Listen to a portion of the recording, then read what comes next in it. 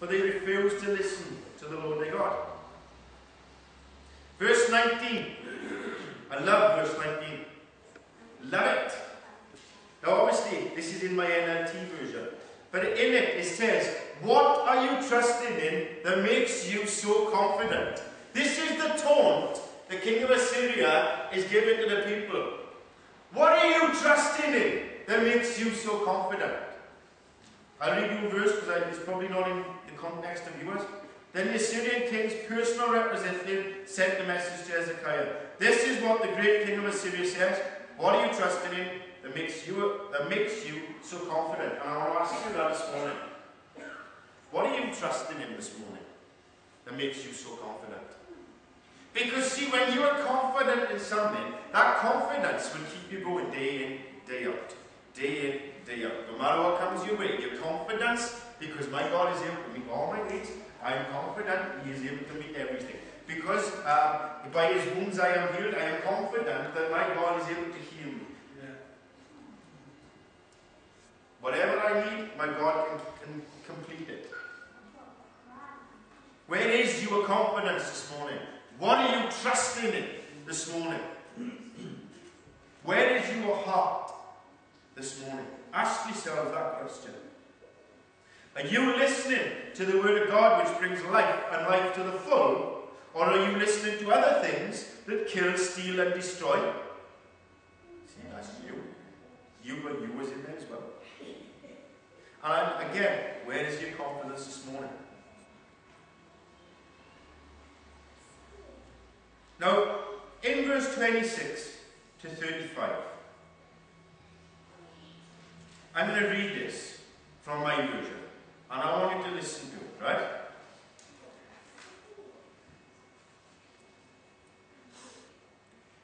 Now, again, my version of the names in the Bible might be different to yours, but I'm going with my version. Then, Eliakim, son of Hilkiah, Shebna, and Joah said to the king's representative, please speak to us in Aramaic, for we understand it well. Don't speak in Hebrew, for the people on the wall will hear. But Sennacherib's representative replied, my master wants everyone in Jerusalem to hear this, not just you. He wants them to know that if you do not surrender, this city will be put under siege. The people will become so hungry and thirsty that they will eat their own dung and drink their own urine. Then he stood and shouted in Hebrew to the people on the wall, listen to this message from the great king of Assyria. This is what the king says. Don't let King Hezekiah deceive you. He will never be able to rescue you from my power. Don't let him fool you into trusting the Lord by saying, the Lord will rescue us. This city will never be handed over to the Assyrian king. Don't listen to Hezekiah. These are the terms of the king of Assyria is offering.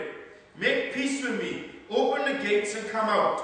Then I will allow each of you to continue eating from your own garden and drinking from your own well. Then I will arrange to take you to another land, like this one, a country with bountiful harvests of grain and wine, bread and vineyards, olive trees and honey, a land of plenty. Choose life instead of death. Don't listen to Hezekiah when he tries to mislead you by saying, the Lord will rescue us. Have the gods of any other nations ever saved the people from the king of Assyria? What happened to the gods of Hamath and Arpad? And what about the gods of Sepharvaim, Henna and Iva? Did they rescue Samaria from my power? What God of any nation has ever been able to save its people from my power? Name just one.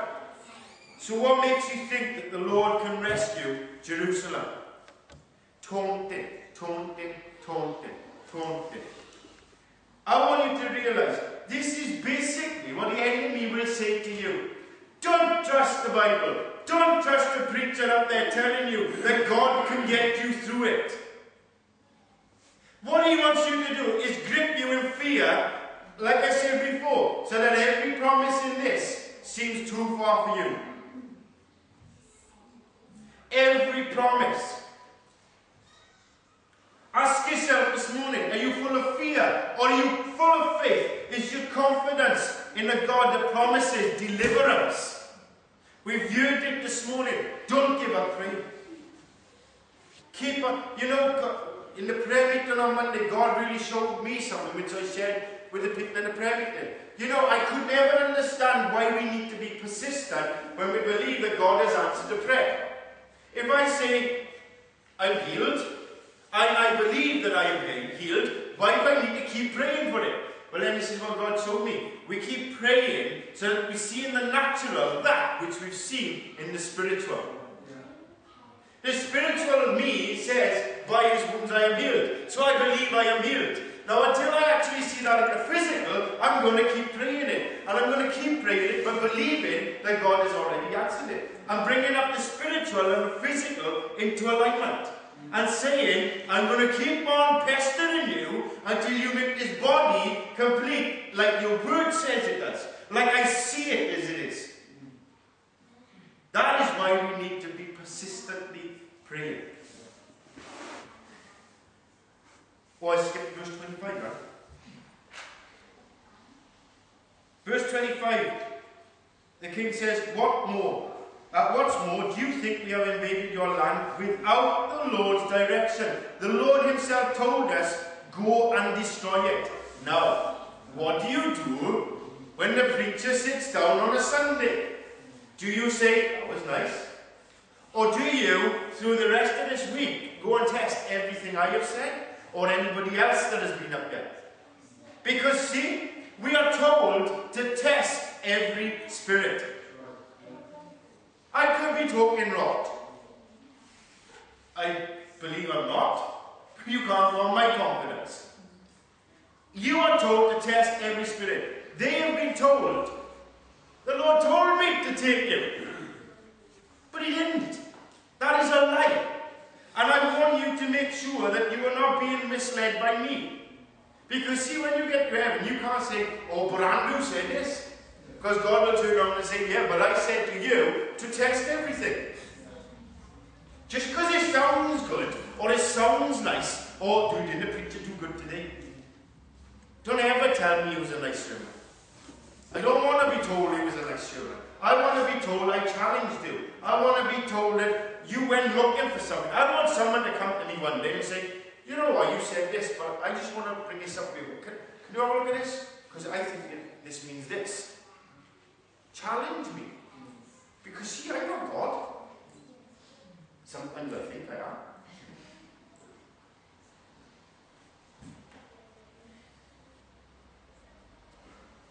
In verse 31, it said, don't listen to Hezekiah.